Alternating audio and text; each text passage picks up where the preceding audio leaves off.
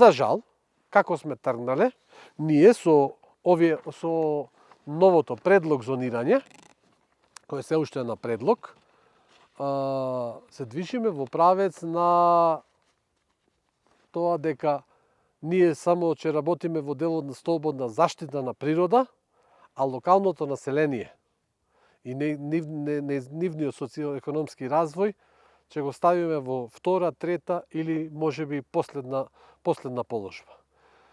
Зошто го зборувам ова?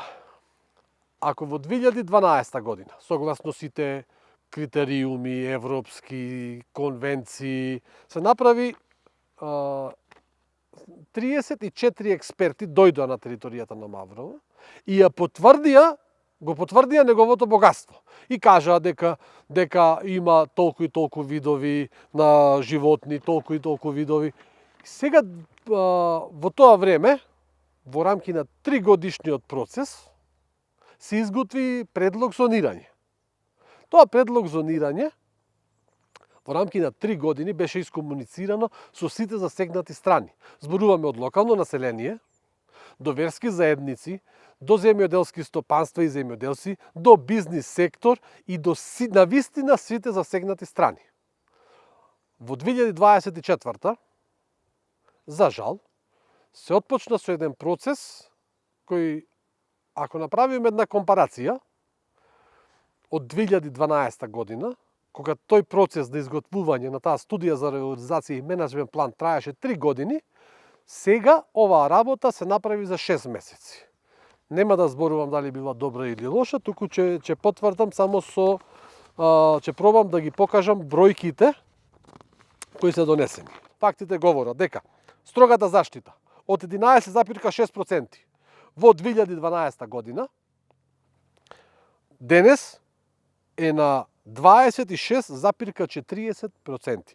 Односно зборуваме за 14,83% зголемување, односно за некои си 120 или 130% зголемување само на зоната во црвена. Да повторам, во зоната за строга заштита не се дозволени никакви активности. 30% од територијата на Националниот парк Маврово е земјоделско земјиште. Најголем дел од тоа земјоделско земјиште влегува во оваа црвена зона. Како размислуваме во време на во 2025 година дека луѓето ќе работат во зона за строга заштита, нема да може да користат механизација, нема да можат да си ги очистат ливадите, затоа што сите тие работи во зоната за строга заштита ќе им бидат забранети. Зоната за активно управување од 32% отиде на 35%. Но, што се случи? Зоната за одржливо користење, односно зелената зона, од 56,3% е намалена на 37,8%, кој на вистина се 18,47% намалување во зелената зона. И сега локалното население со право на тие средби го постави прашањето. Зошто? Што се случи во изминативе 10 години од 2012 до сега, за толку многу притисокот и ограничувањето на локалното население да се зголеми.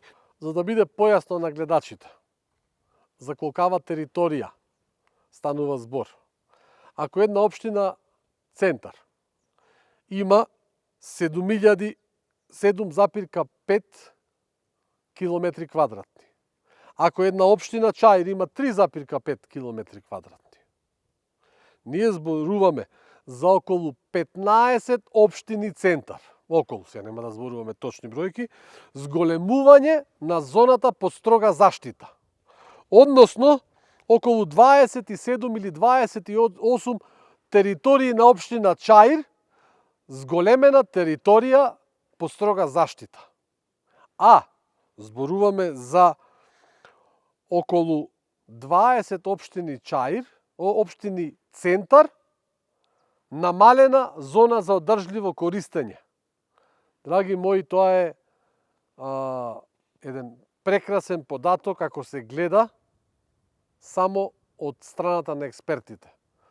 Но апелирам, Националниот парк Маврово да не се гледа како место во кое живеат само животни и растенија, односно треба да се гледа како место на кое живеат и луѓето заедно со природата.